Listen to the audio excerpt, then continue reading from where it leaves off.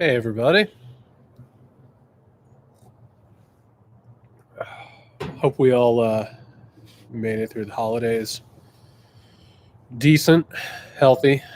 Maybe found some spots to re energize, find some hope, some inspiration, all that good stuff. I'm broadcasting live from the very chilly blue state of Georgia. It's been a weird few days weather wise. It was 70 degrees on Christmas Eve, which was odd. It's the first Christmas Eve that I did not spend in Indiana because of the pandemic, which sucked. It was weird. I think they had some snow flurries here and there. Kind of missed out on that, but it was 70 degrees on Christmas Eve. And then on Christmas, it dropped down into the 30s. And so I spent the day smoking ribs out back here. Turned out really, really well. And then, yeah, did that whole thing. And now, today I want to say it was 50 something or another. And right now it is low 30s. Low 30s. Chilly. So cheers to everyone. Hopefully you had a decent holiday. And here we are at the last Bourbon Talk of 2020. I think I speak for everybody here. 2020 can go to hell. Cheers to the end of 2020. I've had some bad years personally, but I don't think I've ever seen anything even close to this in my life. I mean, had some bad personal years, but in terms of the country and society, it has been awful. Wins, losses, failures, disappointments, heartbreaks, just a hell of a lot of bullshit this year. I'm glad you were here. I'm sorry that you've undoubtedly suffered this year. We're going to talk a little bit about it tonight, but I have some hope for what's coming up. I have some big ideas. I talked about this, I think, in the last Bourbon Talk. I'm going to be working. Oh, Lacey, we're going to talk about the Nashville bombing here first, for sure. But for 2021, my emphasis is going to be on both diagnosing what is happening, but also solutions. And I think we can find some solutions. I think we can find some ways forward. I'm going to try and help out with that. I want to shift some of this stuff into that direction. I've been thinking a lot about what to do with the Muckrake podcast, what to do with the Bourbon Talks, what to do with this community that we've built up. And I think there are some options here. I think there's some pretty cool options. I've been talking with some people, comparing some notes, thinking about some things. I have some thoughts. We'll talk a little bit about that tonight and in the weeks and months moving forward. But 2021 for me is going to be about solutions. It's going to be about figuring out what's gone wrong and figuring out where to go. So that's where we are. But 2020 has aged me. 2015, yeah, I heard Trump was going to sign the bill tonight. What a guy. He was really fighting for that 2000, wasn't he? The $2,000 stimulus checks. Like, really, really weird. He really seemed like it was something he wanted. He was very serious about it. It's weird that he just, stopped and said, whatever, I'll sign the shit. Very funny how that happened. It's almost like he's disingenuous. I don't know. But yeah, last few years have aged me. I was thinking about this today. I've been on the Trump beat since 2015, since I was sneaking into Trump rallies in 2015 and talking about Trump since then. Of course, 2016 and the nightmare that was 2016, and then just the Trump administration. It's going to take a lot of work. It's going to take a lot of work to repair this stuff, and on an individual, communal, and also a societal level. We have a lot of work ahead of us. Holy hell. Unbelievable. So we're going to talk at the end about some of these ideas, some of these things we can do. We'll talk about that at the end of this thing, where we sort of lay out the schedule of things moving forward. But before we do any of that, we have to talk about this thing. So Elliot said, definitely would like to hear your thoughts on Nashville. And then Elliot says, I had the dark thought earlier that it would be easy for the Russians to be giving infrastructure blueprints gained from the cyber hack to far-right militias under the guise of fellow militia members. So there's a couple things happening in there. So I've talked to a lot of people about the Nashville thing. I've shaken the trees, saw what fell out. I've talked to a lot of people who, keep an ear to the ground on this stuff. The emerging consensus, first and foremost, is that it does seem like this is probably somebody who is either a lone wolf or somebody who has a very small group of people that are dedicated to the same things. The people who pay attention to the groups, no one yet has put out anything even approaching some sort of, taking responsibility for this thing, which is not how this stuff would work. If this was a larger group, they would either be, staking a claim to it, or these people, they talk about this stuff. Like if you're like me and you pay attention to what the far right and far right extremists are up to, I mean, they have loose lips, man. They talk about this stuff. They would not be able to not talk about it. I have some thoughts on why this happened. I have some thoughts on what inspired this stuff.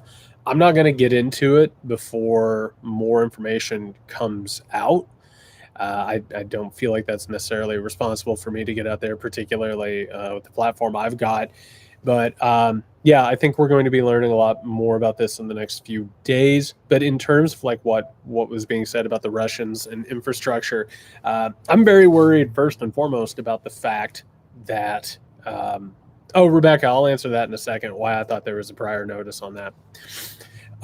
Russia, particularly their far right and their militias and all these people who are trying to accelerate the fall of governments and also the rise of authoritarianism, they've made a lot of inroads and a lot of connections with a lot of the militias and neo-Nazi street gangs that we have, and they're all on the same page. They share information left and right. So that's a legitimate fear that there is information out there that was probably compromised during this hack. I don't think we'll ever totally understand the total damage of that massive hack. I don't think we'll ever be able to like really wrap our heads around how bad that was.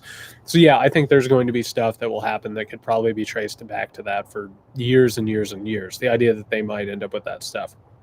But I will say, and I'm going to go ahead and I'm going to read the next question to go ahead and add into what I'm talking about. Xmas Sauce says, the bombing though, what the hell? I guess we should expect more shit like this in our failed state.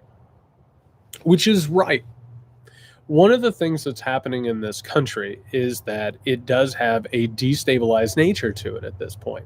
And we've seen this before. Like if you actually look at American history, there are these places where you have lone wolves, you have terrorists, you have terroristic groups who are running rampant. And whenever there's like this moment of possible sea change, right, there are these crises, there are these,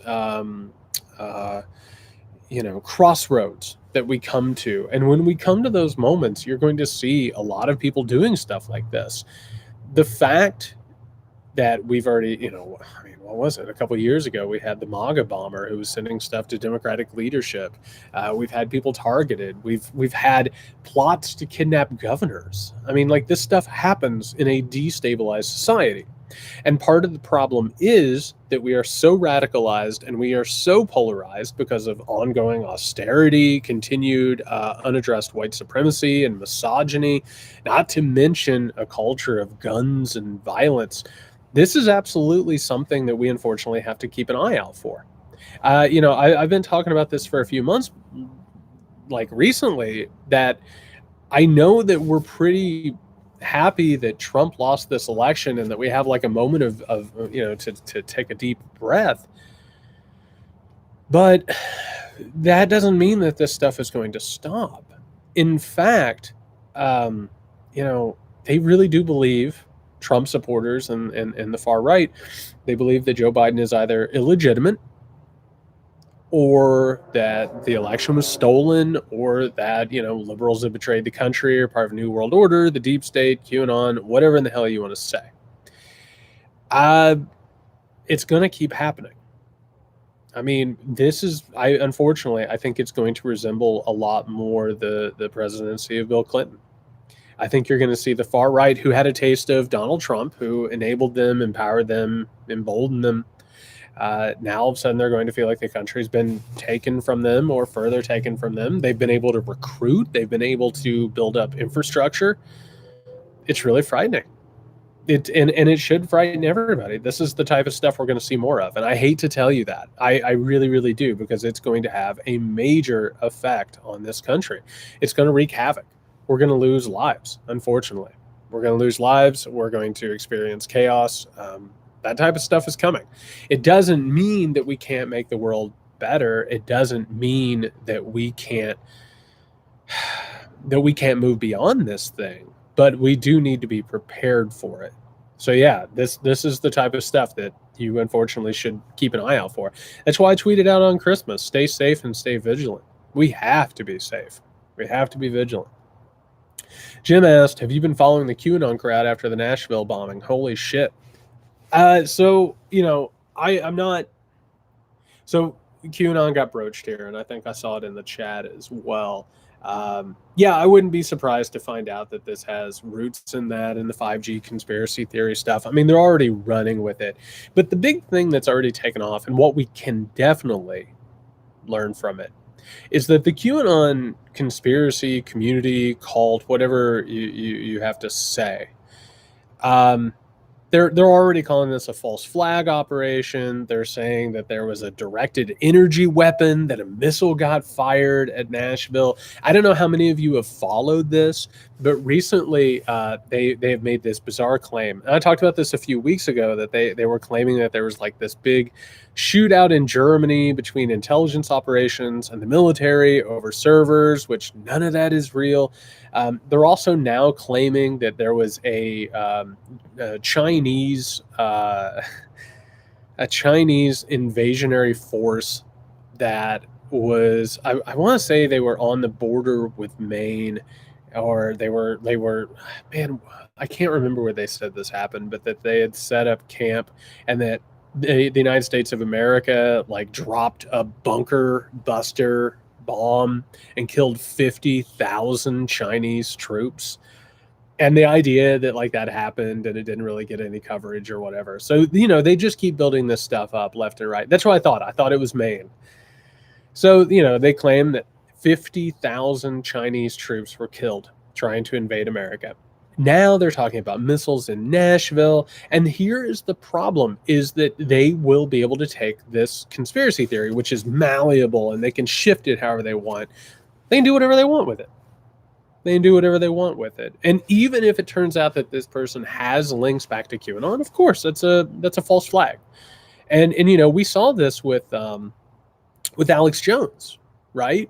All he had to do was say, no, these shootings weren't real. They're just doing it to try and take away your guns. Well, hell, how are you going to take away people's guns if you're just doing it to take away people's guns? How are you ever going to possibly address the problem if everything that disagrees with their worldview is a false flag? It's crazy. It's absolutely crazy. Somebody asked what I thought about the pre-warning announcement. This guy probably thought that he was a hero.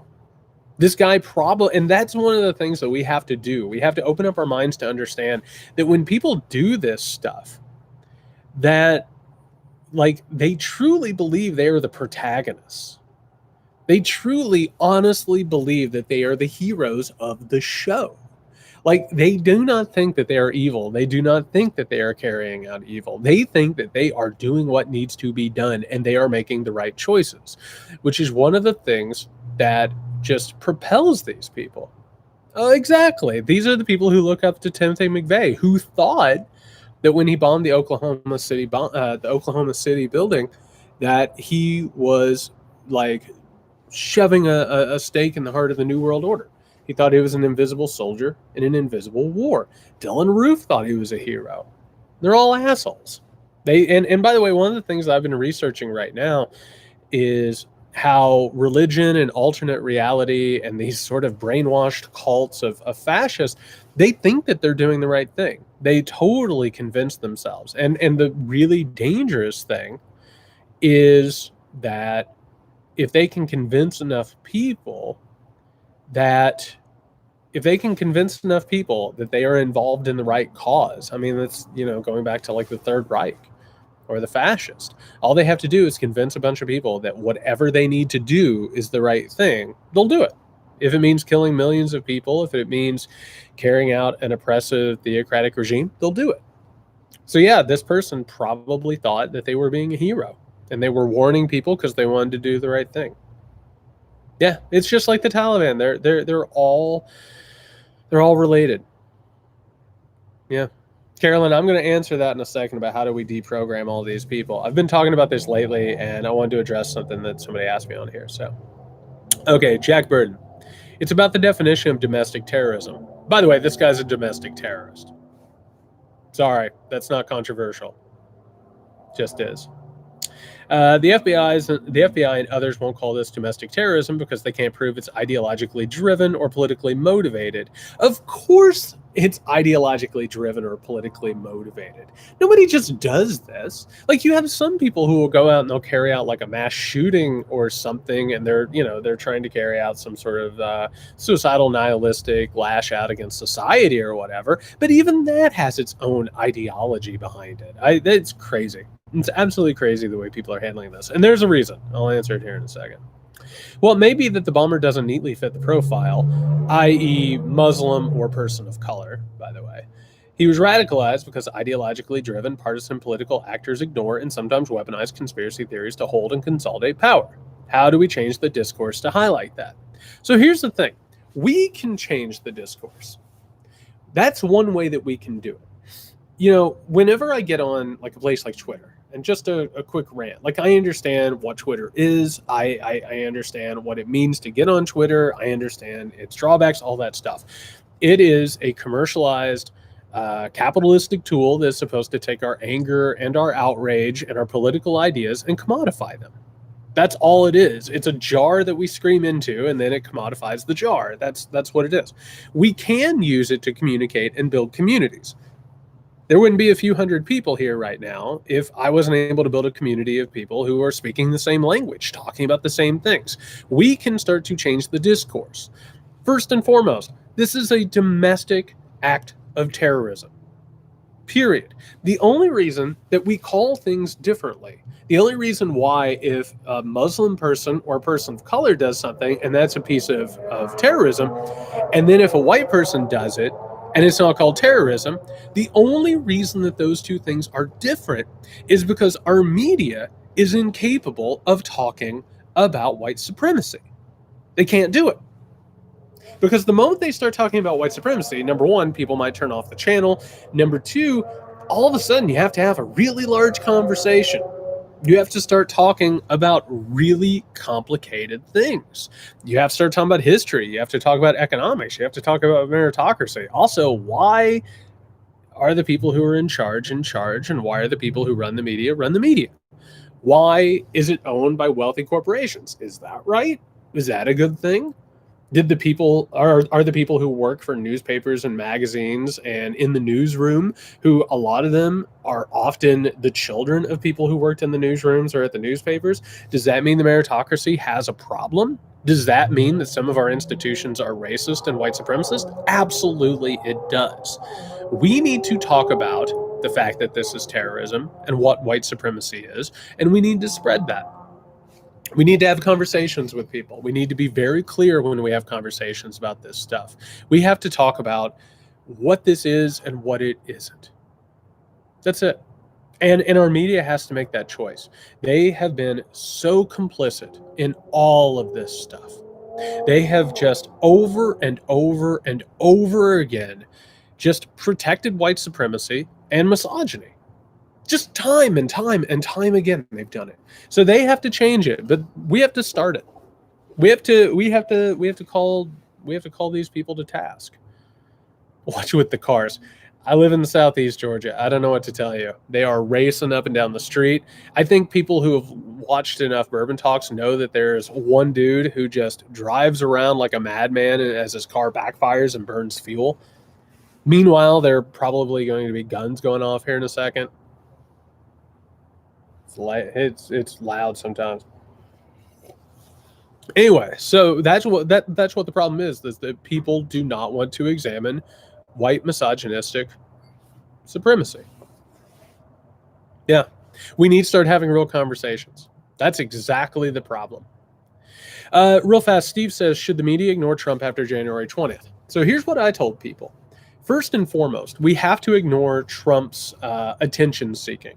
That's one of the reasons why he did this $2,000 thing, is he felt that people were starting to turn away from him and starting to ignore him. But we can ignore the spectacle bullshit, but we have to keep an eye on Trump for what the far right and, what dangerous people are doing.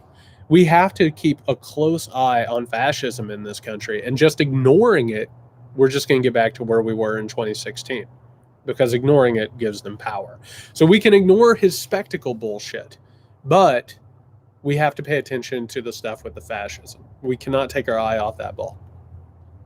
Terry, what are your takeaways from the Trump era and Brexit? Is there anything to be learned?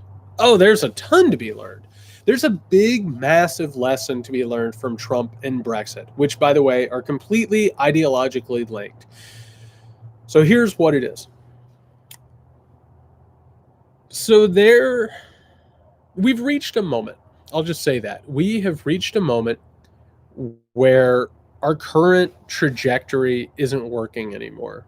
The economic order that we have, call it globalism, call it finance capitalism, call it hypercapitalism, whatever you want to call it, it doesn't work. We've reached the end point of it, and it's just bleeding out right now. The final hemorrhaging began in 2008, and we are now watching it just sort of like bleed out on the floor. It doesn't work anymore. And anybody who knows anything about this stuff or looks at history can tell you that the reason it doesn't work is because when capitalists have complete unfettered control over the economy, they ride that sucker straight into the ground every time. They can't help themselves. Capitalism, unfettered, always destroys itself. Why?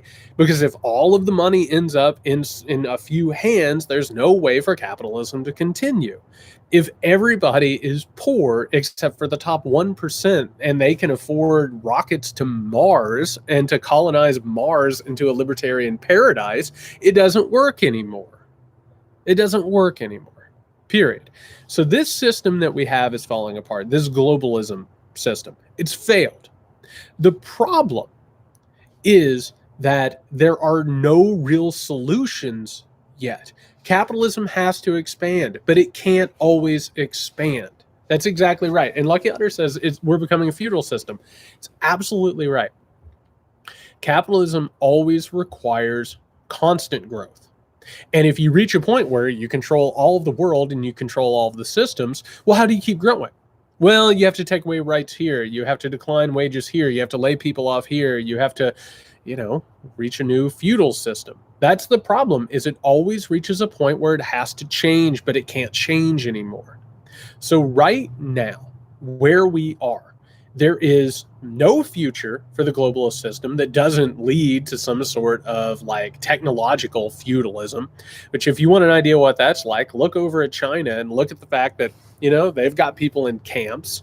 They have started to monetize and digitize everything from how often you call your family to, how kind you are to people. It's a bizarre place, terrifying dystopia. So this stuff with Trump and Brexit, all of it is saying, you know what, globalism sucks. We should embrace nationalism. We should embrace these old ideas, right? We should reinvigorate the Volkish spirit of the people. But that's not the answer either. That's feudalism. That's rewinding the clock to the past where rights are gotten rid of and ethnic tribes are here ruling over other people. That's not the answer either. The problem is that Trump and Brexit are not really solutions to the problem of globalism. They're fascism.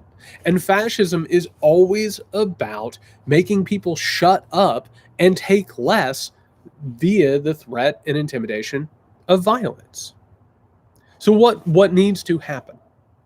The lessons of Trump and Brexit are that these simple conspiracy theory, racist, misogynistic, nationalistic ideas, they don't work. Those things aren't real. They're just symbols that hide, the wealthy and the powerful growing more wealthy and more powerful. So what actually needs to be done is there needs to be an alternative.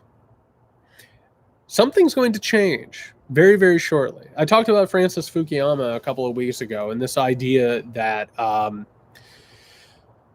end of history, that nothing would ever change. Well, guess what? Things always change. And things are going to change. And so we need something different. We need an alternative. It probably is going, or it probably should, and it probably will look more like, I don't know, socialist humanism. Something that is more human-based, something that is about basic human dignity, both here and abroad.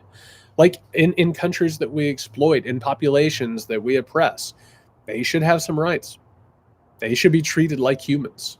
They should not be exploited the way they are. We have to bring this global capitalistic system back from the edge and make it more human. Otherwise, if we don't, what always happens, and I keep talking about this, when capitalism is failing and the people start to rise up and they start demanding basic human decency, the fascists go out in the streets and they crack skulls while the capitalists say, good job, everybody, go for it. Fascists start out as foot soldiers for the wealthy and the powerful. They fix the system without fixing the system. They make sure that people shut up and they're afraid. We need a better solution. We need a better future. And that's what I keep trying to tell everybody. Like, Trump losing that election doesn't make everything better. It just gives us a pause. It gives us a moment to take a breath and figure out where we want to go. It's why I keep saying to people, figure out what you want the future to look like. Figure out what you want from the future, how you want it to feel. There's some guns. Of course there's some guns, as you're talking about humanism and trying to make a better world for people. There's always guns, people. There's always guns, unfortunately. But that's the problem with Trumpism and Brexit, is they're not real. They're symbolic. They point the finger at one thing and they say that's what's wrong. But they are reactions to globalism and all of the inequality. And we need to deal with the inequality. That's what we actually need to deal with. John Mack, why won't the Democratic... these are two questions that are related. How can I read and talk at the same time? I'm just kind of keeping an eye out. I don't know. Just a little bit. So JJ American says, and there's two questions that go along with it. Do you think the Democratic leadership even has an idea what they want the future to be like? So one of the problems, and I'll go ahead and read the other two questions with him. John Mag, why won't the Democratic leadership ever actually use gifts like Trump's $2,000 rants to seriously hurt the Republicans? And just your average endure it. It's hard to have faith because no one seems to be doing anything. Why does Pelosi think the best thing is to wait and pray? So one of the main problems at this moment, and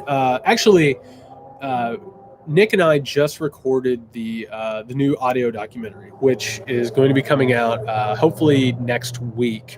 If you go over to patreon.com/muckrakepodcast, we'll be posting it there first and giving patrons the first view of it, and then releasing to the public at large.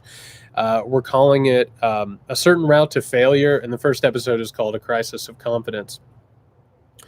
And one of the problems is in the 1980s, starting in the 1970s, but then going into the 1980s, particularly with Reaganism, there developed a consensus among the Republican Party and the Democratic Party. Now, they still have fights about social issues, cultural issues. They still fight about all of that stuff. They don't really fight about economics anymore. Both sides believe that a society is best served when the economy is either left alone or the wealthy and powerful are given incentives to become more wealthy and more powerful. That's what Reaganism was about, and it won over the Democratic Party as well. They are not interested in changing our economic system. I said this the other day. You don't want to start talking about $2,000 checks and actually helping people, because the moment that you start doing that, you have to start talking about how the government can actually help people. That's not what our political parties are about. They'll have these cultural battles, but these economic battles are not something they want to have a fight about. If you're interested in all of this, the great consensus is under the name of neoliberalism. It's the idea that the market is the only thing that can change things and the economy is the only thing that changes things. And we need to not worry about reining those things in and they'll take care of themselves. There are market solutions to stuff like that. That's the reason why. They're not interested in a different version of the future. They're interested in it being a little bit different. They are interested in it being a little bit more human. They are interested in people not being discriminated against. They are interested in people being treated fairly. They are interested in those things. That is the main difference, besides the fact the Republican Party has become an anti-democratic fascistic movement. But economically, they're kind of on the same page, which is one of the major problems. That's not to say that every Democrat feels like that. That's not to say that every Democratic voter feels like that. I don't even actually think, trickle-down economics is horseshit. It's absolutely horseshit. Total horseshit. If Reagan understood economics, he would have understood it. George H.W. Bush called it voodoo economics because he understood it. The whole thing was absolute bullshit. But the problem is that not everybody believes this, but meanwhile, what are you going to do? Who are you going to go and vote for? The Green Party? That's why I keep saying it. I'm not a Democrat, but I caucus with the Democrats because I'm not a fascist.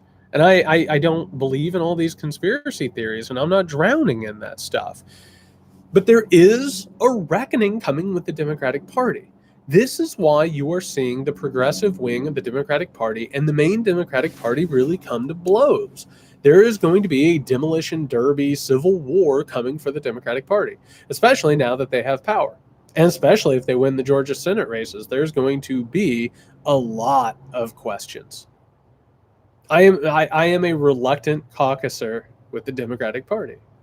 It's who I vote for, because I'm not going to vote for Republicans. But my God, do I wish that the Democratic Party was more serious about economic reform and taking on economic inequality. It's a real problem. And by the way, as I'm saying this is really, really, really, really important. And I hope when you watch these things or listen to these things, I hope you take some stuff away from it. I really sincerely hope you do. That's why I do them. We have to stop saying that the Republican Party, well, that's a squirrel over there. He's getting all amped up about this thing. So the Republican Party is just all gone. Just they are a fascistic movement that has no principles beyond power. That's who they are. But the Democratic Party is not perfect. We have to stop treating them like they are perfect and that they are messiahs. They're not. The Democratic Party has problems. Real, massive problems. Squirrel moment. Kevin, speaking of the Georgia runoffs, as someone who lives in Georgia, can you give us an accurate pulse on the election? It is ugly as hell down here. It's so bad. The attacks on Warnock, the attacks on Ossoff have just. Let me pull up here. Let me see if I got. One of these. Here we go. Jared, don't you know that if the Democrats win the Senate special election race, they're going to take your guns and raise your taxes? Cool. That wonderful. Is that what's going to happen? Because I don't think either of those things would happen. It's ugly down here. The Warnock ads are racist as shit. The Ossoff ads basically are calling him a traitor to America and that he is, he's in league with the Chinese. If I had to put money on it right now, I would say Warnock wins, Perdue wins. That's what I would probably guess happens at this point. I want to be wrong about that, but that's probably what I would guess right now. Paul, who are the worst presidents not named Trump? Huh. Okay. So I, put on the spot, just looking at this for the first time. I would actually put a combination of things, like the presidents who are actually detrimental, but also just kind of sadly bad. Andrew Johnson was one of the most destructive presidents in American history. His attack on Reconstruction was just awful. And a lot of people don't know this. So Andrew Johnson was actually chosen by Abraham Lincoln. Everyone thinks that Lincoln won the presidency twice as a Republican. That's not true. The second time was on a unity ticket with Andrew Johnson, who is a Democrat, and of course, Lincoln gets assassinated, and Johnson is just an absolute disgusting human being, disgusting white supremacist, who is just like, he's informing freed slaves that the real victims are white people, and he's just so gross. And he went after Reconstruction in a way that probably changed the trajectory of this country for forever. I think his brethren, I would put on there Woodrow Wilson. Woodrow Wilson basically created the modern era of American propaganda. The idea that America can do whatever it wants to do under the guise of being the champions of democracy, which was all tied up into white supremacy and the lost cause mythology of the South. He was a virulent white supremacist who, he's one of the reasons why we have all of these Confederate monuments all over the country and all of these ideas of, what the South was and what the Civil War was. He was totally pro-slavery, and also created a bureaucracy that was meant to, just sort of frame all of us in a country where we didn't know what was going on and we didn't really have power. Really, really awful guy. George W. Bush on there, because fuck George W. Bush. What a useless president. God knows how many people have died because of George W. Bush. He basically, pounded the nail in the coffin of American empire for forever.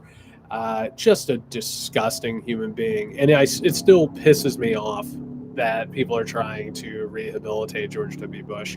And then finally, just for, shits and giggles, S's and G's, I'm throwing Benjamin Harrison on there. The only Hoosier president in the history of America, who was one of the worst presidents ever because he refused to wear a coat to his inauguration. He caught some sickness and died. So Benjamin Harrison, one Hoosier to another, recognize. Oh, Benjamin Harrison. Rough time for Benjamin Harrison. Sebastian Lima. Don't forget stimulus checks. Oh, topics. Stimulus checks, no unemployment insurance, government shutdown.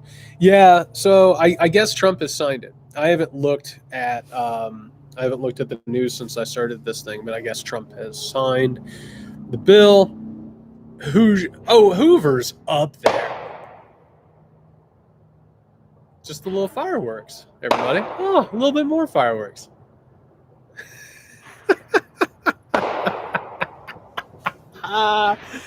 Oh.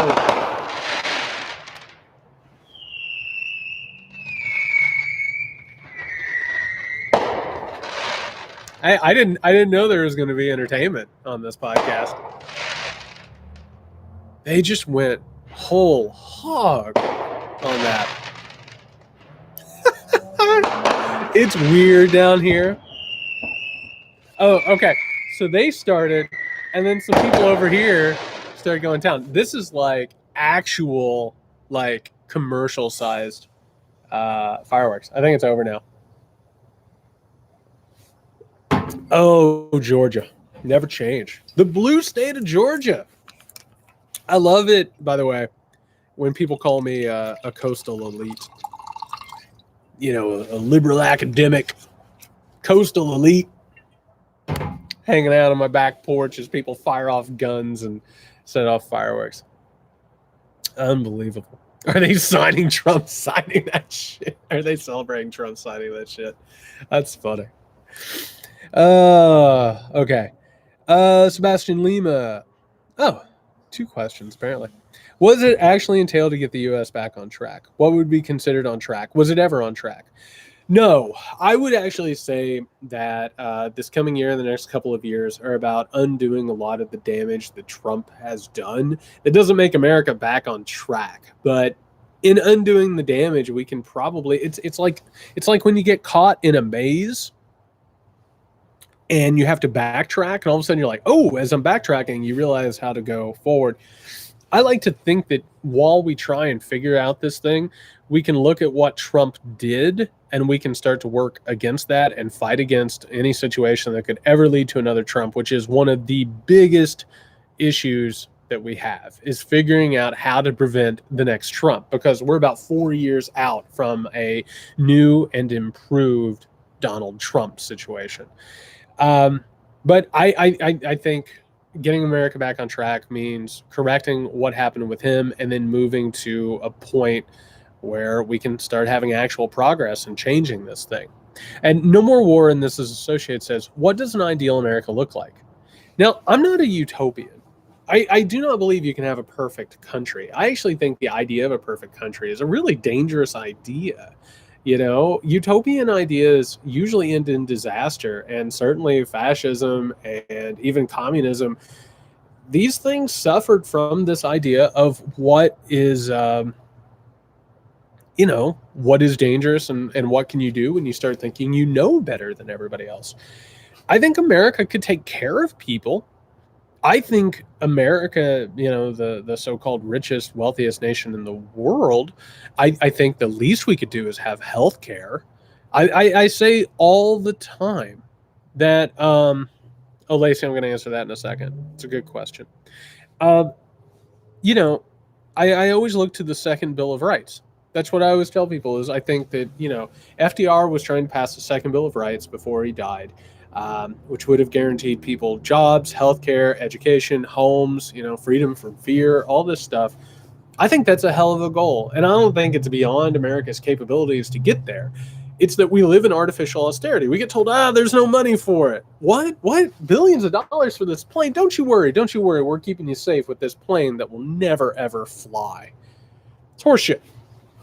It's artificial austerity. It's all meant to redistribute wealth from us up to the top with the powerful and the wealthy. That's what's going on. I think an ideal America would be one that treated its people well and wasn't interested in hegemony. Hegemony is one of the biggest problems with this country. We thought that we could control the entire world and make sure that everybody voted the way we wanted them to or conducted themselves in their country the way we want them to. That's one of the biggest mistakes, and we don't need it. We need to back away from empire, and we need to start taking care of ourselves and actually living the way that we say that we believe. Freedom, liberty, equality. Lacey says, I like Biden well enough. Oh, I lost it. Oh, no. Okay. Jared, I like Biden well enough, I assume, but I don't have faith that he will actually change any laws to put us in a better place and stop this from happening again. Thoughts? So here's the thing. I think first and foremost, Biden is going to do a good job in the performance area of president. He's going to sound like a president most of the time. He's going to say, that he feels people's pain. He's going to be there for funerals. He's going to make sure to tell people that there actually is a coronavirus. I think he's going to take care of those types of things while they try and bring us back from, where Trump had us. But I also don't think that it is realistic to look at Joe Biden as a messiah figure. Just because Joe Biden takes the oath of office on January 20th doesn't mean that everything's better. It doesn't mean that everything's better. It means that we're still on a really bad path and we have some time to make it better.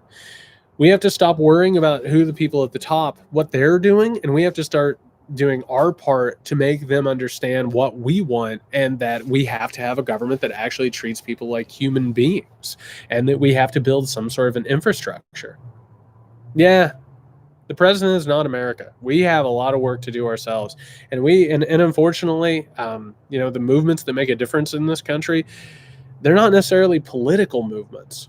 They're political, but they're grassroots movements. We have to start doing stuff.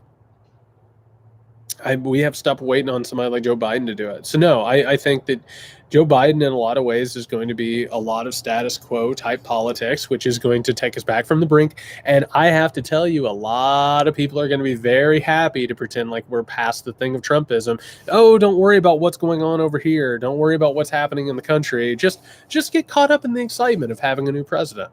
You're going to see a lot of that in the media and a lot of that with politics and a lot of that in culture. And it sucks. We have a lot of work to do ourselves. We do. We can't take our eyes off the ball either, because a lot of this is going to be on us. We can't get complacent. Paul, what's something we can focus on for 2021 to make a difference? All right, to go along with that. So, I've been thinking about this a lot.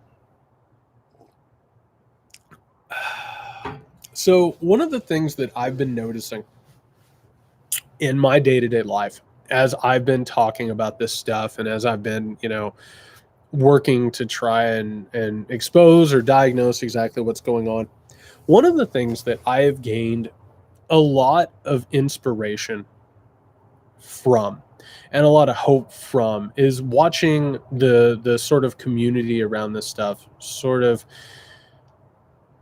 coalesce and come together. I think one thing that we need to do and that we need to focus on in 2021 is building connections. I think that we need to start building groups that can apply political pressure, that can engage in solidarity by means of taking care of one another. I think we need to start fighting the current battle, trying to affect massive change, but also being prepared in case that doesn't work. We have a lot of stuff coming down the pike. We still have fascism that's taking place in this country. We have a couple of years here to try and stem the tide of rising fascism and white nationalism and all of that bullshit, not to mention climate change and disaster and a looming economic crisis that we got to do something about it. So I think in 2021, I'm going to focus on ways to try and activate these communities to try and build connections while also trying to repair a lot of the alienation that we're feeling and the people around the country are feeling. I think that's one way that we de-radicalize. I think that's one way we fight back the really poisonous effects of Trumpism. But I also think it's a way that we protect ourselves. I'm exhausted. I know that you're exhausted. I know that there are moments that this feels like completely powerless and awful, and that we're alone. We're not alone, and we're not powerless. What we need to do is start surrounding ourselves with people who feel similarly and are going to take care of one another. Right. It's getting to know neighbors. It's getting to know people on things like these Bourbon talks, or the Muckrake Patreon has a really good Discord channel. I know people in the Muckrake community who have gotten together and become really good friends and have helped each other. I keep hearing these stories. We have to start building these communities. That's the only way that we can affect power and change. So that's what I'm focusing on for 2021. 2022 is a different ballgame, but right now we have to start working on repairing some of this stuff. And by the way, it will be no small feat if we can start to roll back the gaslighting of the Trump era. A big problem is we had a leader who told us that our reality wasn't our reality, even though we knew damn well sure it was. We have to rely on one another. We have to be there for one another. We have to heal from the trauma we've been put through while also working for the future. It's a lot of stuff. We're going to work on it. I've got some ideas. I've got some, I think, some pretty good ideas. So we're going to do this stuff.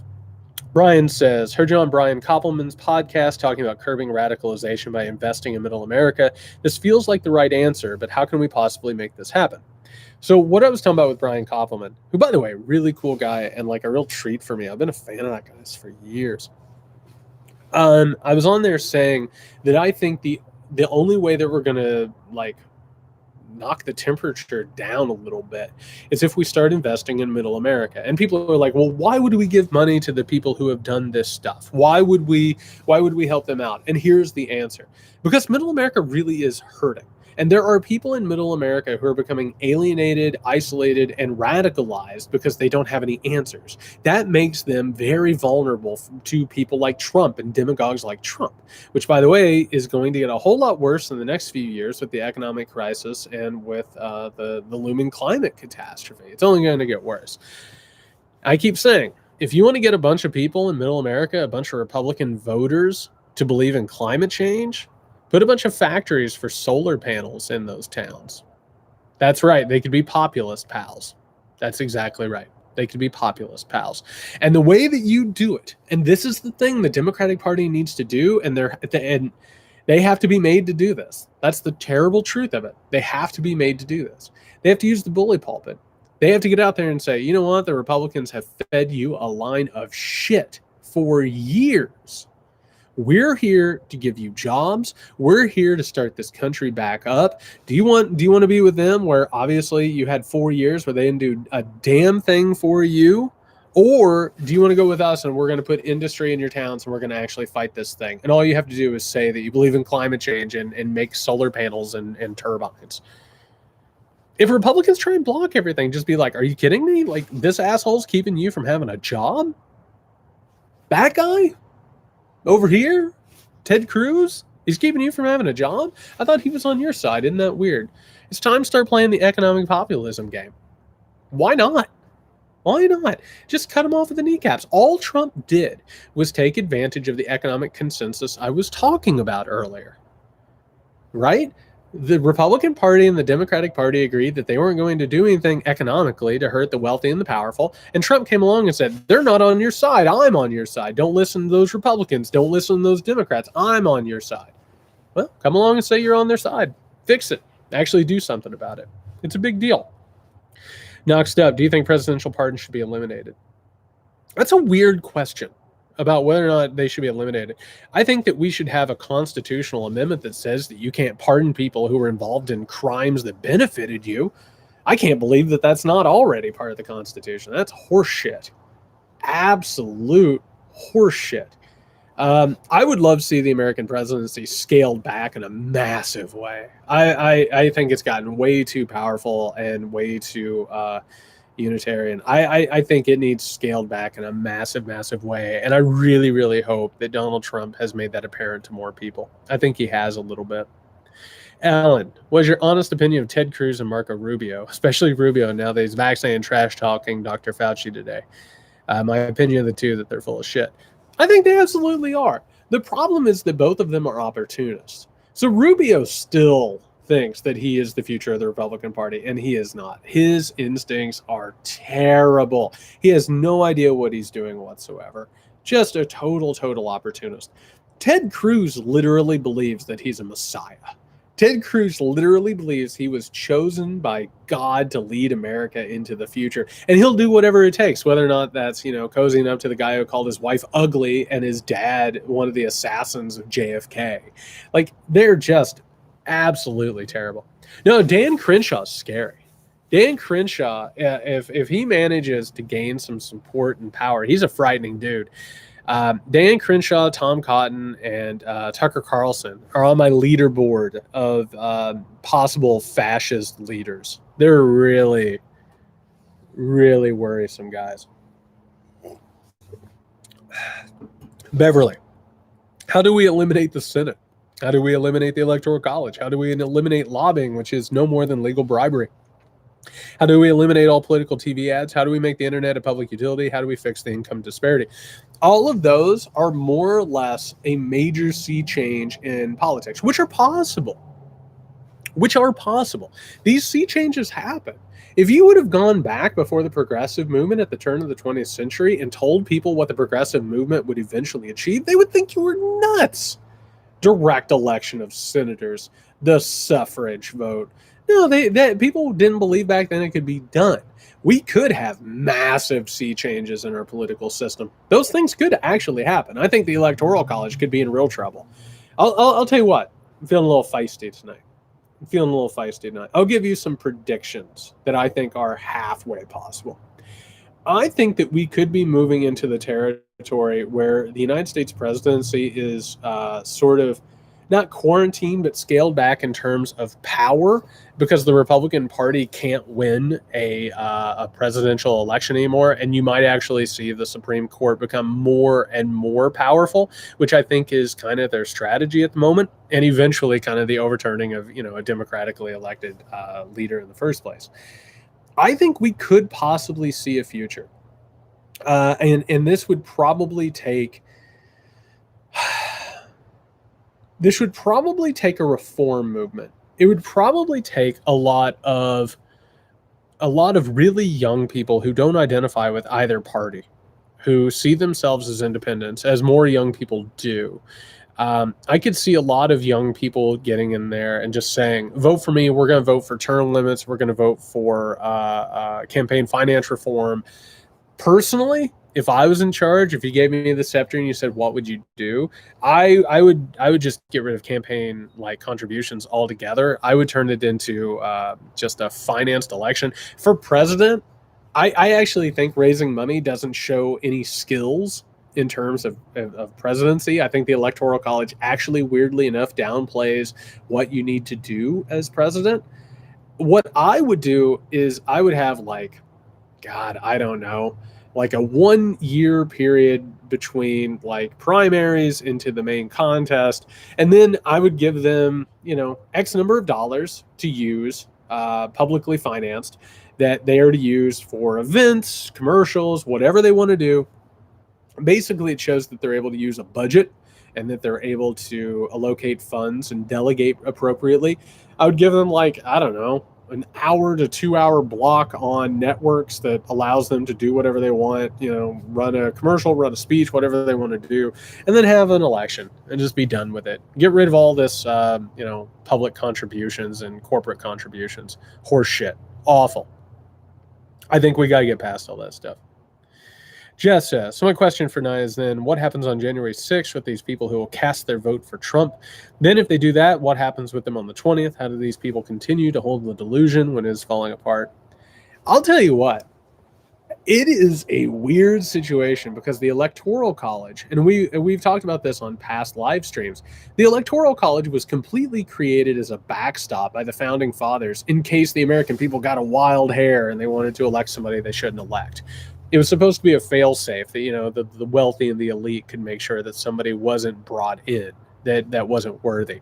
Now they're thinking about how you use it, to take over an election. I think Trump and the people around him think that they have some sort of a secret plan. I don't think so. I don't think that they do. I don't know what's going to happen on the 6th. I think the big question that we actually need to talk about is how dangerous it's going to be after the 6th and the 20th. When these people start realizing that these fantasies, the delusion that Jessa was talking about, crumbling and falling apart, when these people start realizing that their fantasies aren't coming true and that their alternate reality isn't real, what ends up happening is that they respond with violence. That's the problem. Yeah. And then all of a sudden you start having the possibility of more violence and more insurrection and more terrorism. When their fantasies start coming home to roost, I mean, that's when we're in a lot of trouble, to be honest with you. Valerie, so we're getting close to 60 minutes here. Valerie, we're not done with the pandemic, but what have you learned from it? What I have learned from it is that the economic system and the capitalist in America can get away with anything, more or less, that they do not care for human beings in the very least, and that they will sacrifice hundreds of thousands of us, and that there are politicians and media members and powerful, wealthy people in this country who will cover for them and help them. It has made me more radical in my politics and in my economic views. And I think it has shown us all that our lives do not matter to these people. And that's an important but sad thing to realize. I know that sucks, and I know it's disheartening. But it's actually liberating to know that that's true. Because for the longest time, we were told it's these people, they do hoard money and they don't treat us well, but they really do mean well. They have our best interest at heart. The sad truth is that they don't. Our lives do not matter. These are the people who are trying to put us back into factory floors where they lock the doors and we can't get out if there's a fire, and they have our children working in the factory next to us or going into mines. That's what this project is always about. And it made that very apparent, made it very clear. That's exactly right. It's like an awakening, and we can beat this. We absolutely can. We know who they are. We know who they are. They have shown who they are, and they had no alternative. They couldn't help us, or else they would make us think that the government could actually do things for us.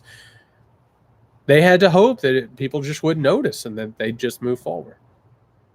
All right, we're coming up on 1 hour. I appreciate you all so much. We got a few more questions, but I'm going to take this to get to 1 hour. Y'all are the best. Absolute best. And I appreciate you so much that you hang out with me.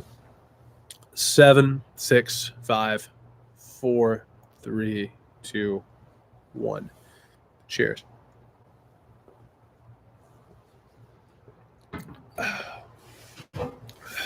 Oh, I would love a New Deal. I would love a New Deal. I think that's the solution in a lot of ways. I think you need to take a bunch of people from the middle of the country who don't have jobs. You send them around the country, work on infrastructure, start to believe in the country, get a little bit of travel under the belts, get to meet other people.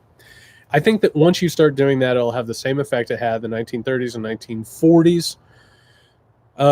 I think you would find people being de-radicalized and people buying in. And a large part of what the New Deal and a lot of its programs were about was making sure that, young white men weren't going to join the American Nazis or, the America First movement. Tonight's Jim Beam Black. It's good stuff. Yeah, I like the CCC. That's exactly right. I think the CCC would be great right now because our infrastructure sucks. I think it'd be great to send a bunch of, young men out and about to work around the country and, get some experience, get a little money in their pocket, keep them away from fascism, reinvigorate the idea of what America can be and what it should be. I think that'd be awesome. I think that'd be really, really great. Wobblies United. You always say this probably won't happen, but is there a scenario where Trump and Pence are prosecuted for criminal negligence in their failures over the pandemic? They're golfing and skiing while millions suffer. It is grossly demonic. So here's the thing. It's not impossible that they will suffer consequences. So on one hand, what I keep trying to tell people is that high speed rail. Exactly. Get people out there building a speed rail. Have a complete renaissance in terms of how the country works. Have it sponsored by Exxon. Who gives a shit? Just get them out there building it. I don't expect them to just naturally suffer from consequences. There could be a moment 2 or 3 years from now where someone is walking down the street and they trip and fall over smoking gun evidence that the Trump administration intentionally knew that all these people are going to die. It could always happen. The problem is just expecting it to happen. This is why I keep saying when people are like, Trump's going to jail on January 21st. He's a rich white dude. Rich white dudes do not suffer consequences of their actions, particularly rich white presidents. Because presidents don't want to prosecute other presidents because it opens the door to them being prosecuted. But that being said, it doesn't have to be just young men. I'm talking more about just making sure that those young men who would join fascist groups have something else to do. It could be everybody. That's the whole point, is I actually think that if you had one of these larger mobilized forces, I think you could have an entire generation. Tell them they'll go to college for free or that you'll wipe out their student debt, which, by the way, they have to wipe out student debt, period. It is holding an entire generation, myself included, back. Get people out there, get them involved in national service, make the country better. The only reason I was talking about young men is because we can get young men out there doing that, and they're not going to join the Proud Boys or the alt-right or the neo-Nazis or the KKK because they're just getting their picks and choosings right now. I keep talking to these old recruiters, and they're like, this is prime time breeding for white supremacist groups right now because you have a bunch of young white men in the middle of the country have nothing else to do. Yeah, no, there are a lot of people who are hopeless right now and need help. I absolutely agree. Sebastian, I remember that on a previous podcast you mentioned how the U.S. would be unprepared for climate change refugees. If it's already struggling right now, then how could it be prepared? Or what efforts have we made to start to prepare for this eventuality? We haven't made any efforts to prepare for this because we can't come to a consensus in the country that there is a climate change catastrophe coming, because the corporations have spent an ungodly amount of money to keep people in denial of this thing, even though they knew about it before most of us knew about it and before a lot of scientists knew about it. So yeah, we can't even admit it's true, even all the people who fight to make us believe it's not true know it's true. Terrible. Absolutely terrible. I keep saying this. If we allow fascism to grow in this country and hyper-capitalism and late-stage capitalism to continue to radicalize people in this country, when that climate change catastrophe comes, there's going to be no stopping it. And God help us if like some major event takes place and we don't take care of this thing. Republicans don't deny science. Republicans use science when it's useful to them and make sure that they can deny it when it's not useful for them. They deny it because science tells them that the things that they are doing aren't good, that they are harmful.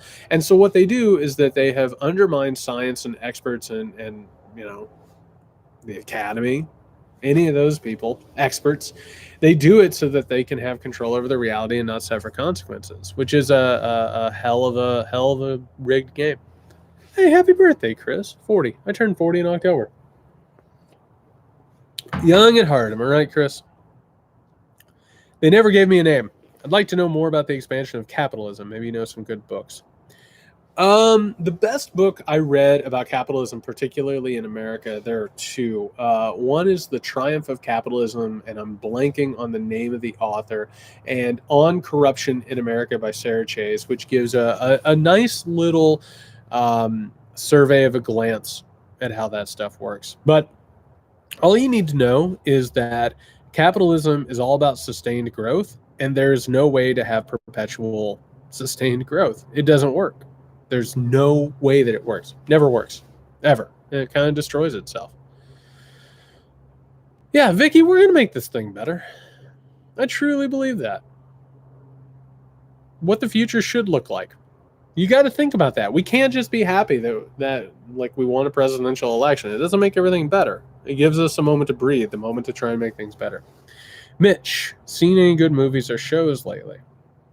Yeah, so I just finished BoJack Horseman, which I thought was really good, but kind of cruel to its characters. Like, it had a real, it had some really inventive postmodern stuff that it did, but it was also, its characters were also just like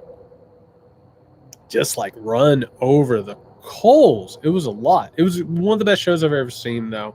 I also watched Queen's Gambit, which I thought was really, really well done, with some odd choices here and there. Right now, I am watching the Godfather movies again, because Francis Ford Coppola just released his recut of Godfather 3, which is just an abomination. So I'm going to watch those again and then get to the recut. I just watched Tenet the other day. It's good. It's enjoyable. There are really nice elements, but Christopher Nolan just, I don't know, man. He really continually trods over the same ground constantly, and he's obsessed with like a certain narrow group of things, and he can make really, really cool movies and really cool things, but like this movie was a little masturbatory. I'll just say that. It was Christopher Nolan getting a blank check, and it was a little masturbatory. Still enjoyable. Yeah, I like movies. I teach screenwriting. I've always been really into movies and screenwriting, and watched a lot of movies. I also watched Seventh Seal the other day. It was really good. Seventh Seal was really, really good. GBM.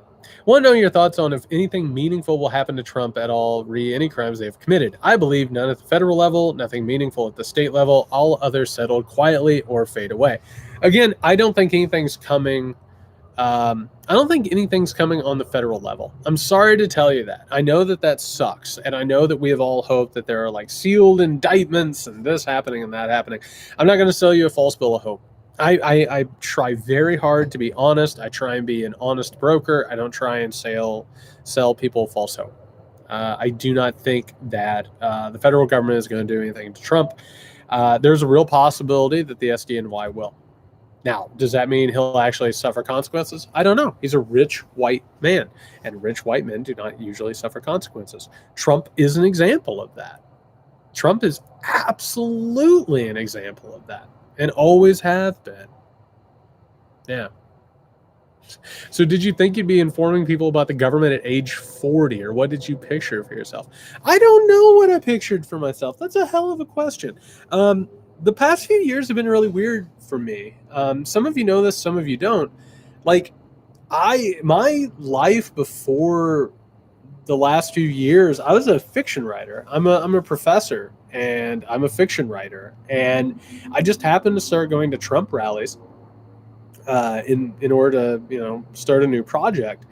And I was studying the 2016 election. I started going to Trump rallies, and I realized that there was something weird happening and something really, really dangerous. And I recognized it, I think, before a lot of other people did, which is why I gained the platform that I did. And then all of a sudden I was like, well, now that I've noticed this, I need to understand it. So I've spent the last few years reporting on it and researching it and trying to really nail it down and understand it, which is how I've come to be who I am. I never expected this for myself. No, I was talking about this, I think it was last week's live stream. I am a completely different person than when I started doing this thing. I've changed completely. My politics have changed completely. My ideas have changed completely. The New York State Attorney General. Yeah. But yeah, it is, it's been a weird few years for me. So I teach writing. I teach fiction, nonfiction, screenwriting. I've taught political writing. That's what I teach.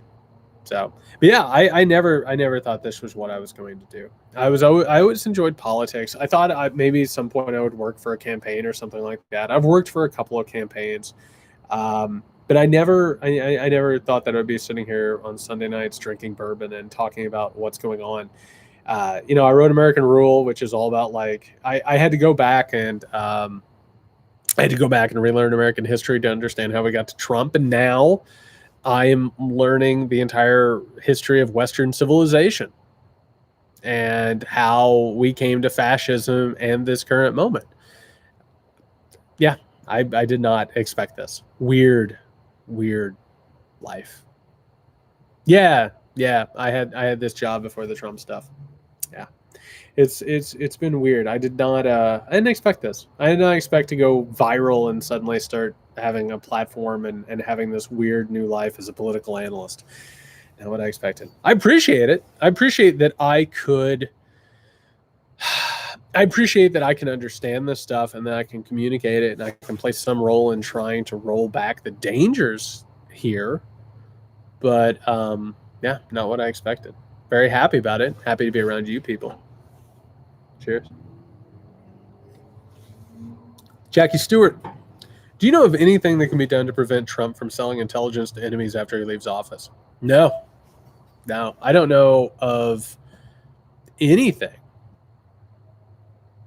I don't know of anything, which is one of the things is you have to wonder. It's how in the hell did we not put in at least something to keep an asshole like Donald Trump from being able to do this? How? It's incredible. No, I don't think that there's anything to do to keeps him from selling those things. How do your university bosses react to your political opinions? I have academic freedom. I have tenure and I have academic freedom. I can pretty much say whatever I want as long as I'm not breaking laws or doing anything wrong. And I'm not wrong. No, my students are really, really cool. Actually, I keep politics out of the class. That's the thing is I actually had, so I start off the first day of class every semester and I'm like, hey, just so you know, I have this life outside the classroom where I do this political stuff. I was like, it's not going to affect your grade. It's not going to It's, I'm not going to like knock you back a few points because you don't agree with me politically. I've had people come up to me at the end of the semester and they're like, I can't tell, are you left or right? Are you a Democrat or Republican? I don't bring it in. Like, everybody wants to talk about indoctrination. It's not indoctrination. You just want to teach people how to do what they do well and be decent people and be prepared for the future. So no, they don't really debate with me. It's not really what I'm looking for anyway. Zachary Tinney says, we've finally reached the end of this awful, tragic year. I'll drink to that.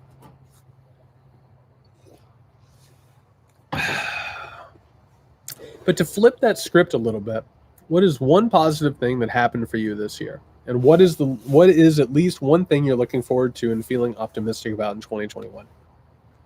I'll answer that with a couple things because I have a bunch of things to be happy about and thankful for.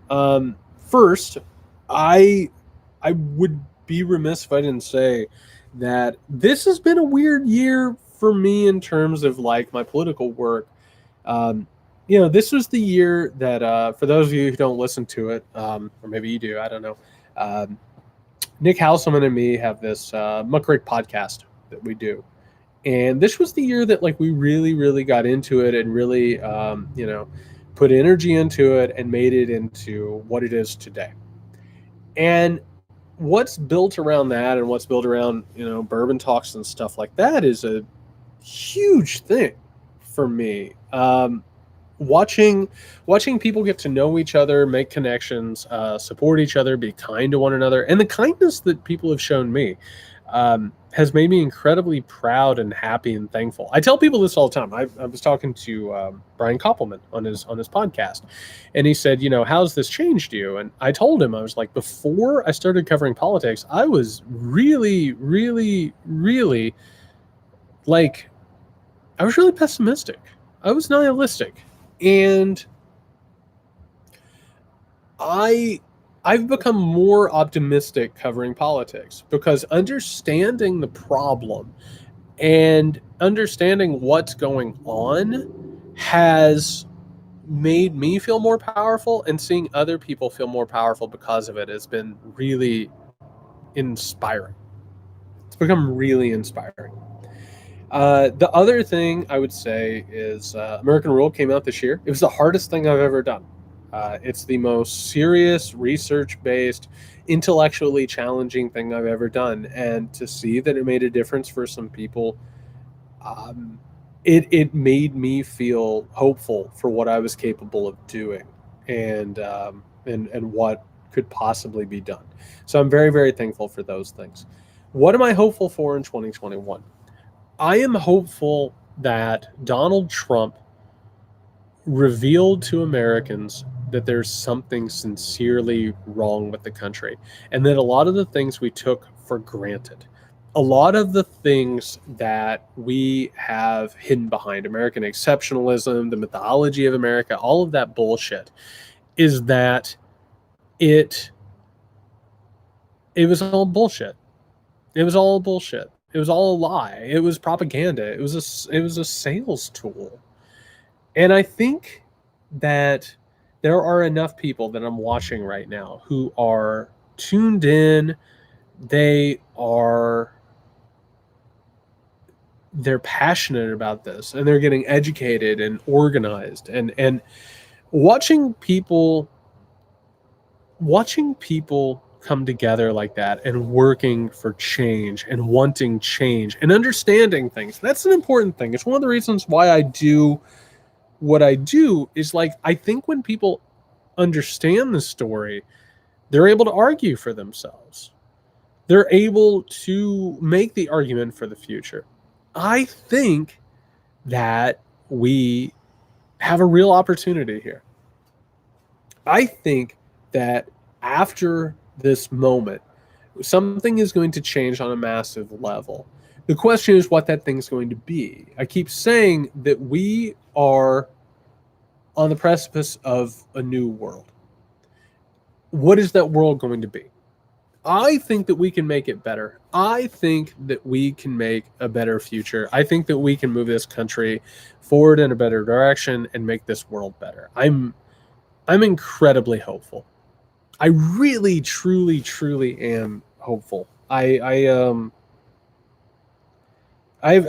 think I've ever been this hopeful in my life. Actually, I know that it's a hard road. I know that we have a lot to do, and I know that the odds are stacked against us, and it's a Sisyphean task. I think we can do it. I truly, honestly do, and we're going to be talking more about that in the future.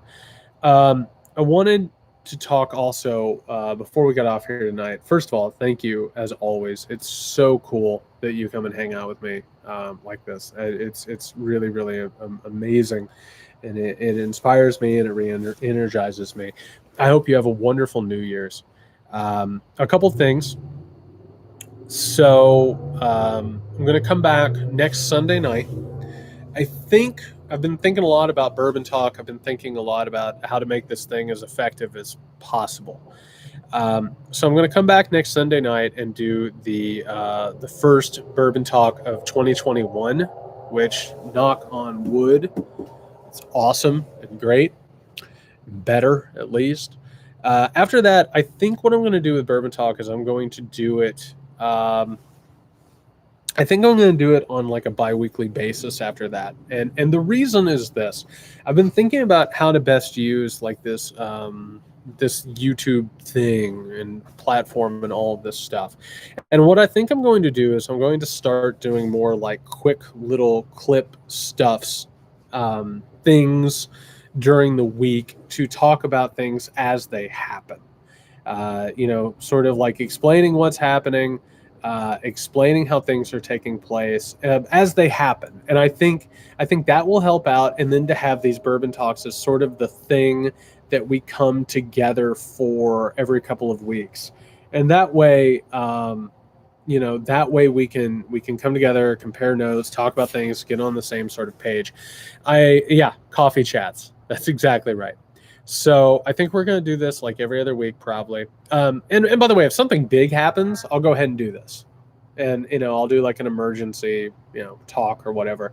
But I think I'll do it every other week. And then I'll do some more like little things during the week. I'll just have a live stream that if you're interested, you can find it and, sort of give more explanation about breaking events, stuff like that.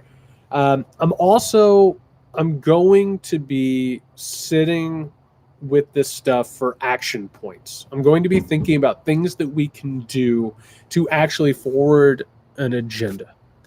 And you don't have to be, we come together, we talk about this stuff. You don't have to, you don't have to follow what I'm doing. You don't have to follow my diagnoses or my prescriptions. But I'm going to be thinking about action points. Things that we can do, ways that we can take care of each other, and ways that we can build some infrastructure. Because we have to start thinking about politics and power in a different way. It's not every 4 years that we just show up and vote in an election and we hope that a messiah will come up and fix things for us. We have to build infrastructure. So that's what I'm going to be focusing on. That's what I'm going to be thinking about. And coffee chats.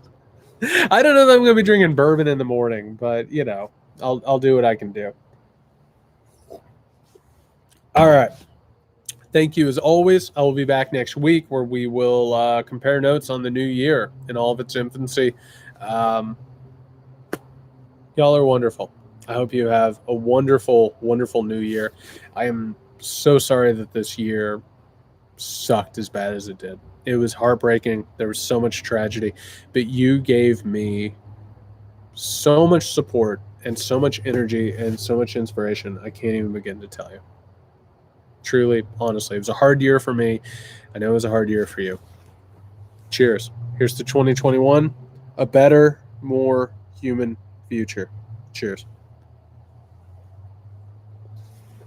All right, get out of here. Have a good new year.